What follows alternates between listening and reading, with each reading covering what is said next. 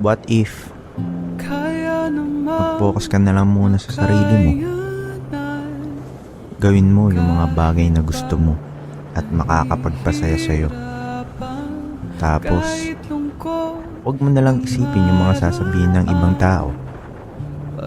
Basta alam mo na tama at masaya ka sa ginagawa mo.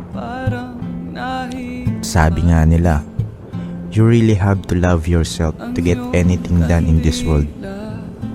At kasabay nun, dapat hindi ka natatakot magkamali at itama yung mga pagkakamaling nagawa mo. Kasi dyan din naman tayo natututo sa mga pagkakamaling nagagawa natin.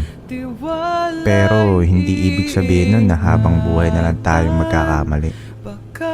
At tandaan mo na hindi tayo napag-iiwanan.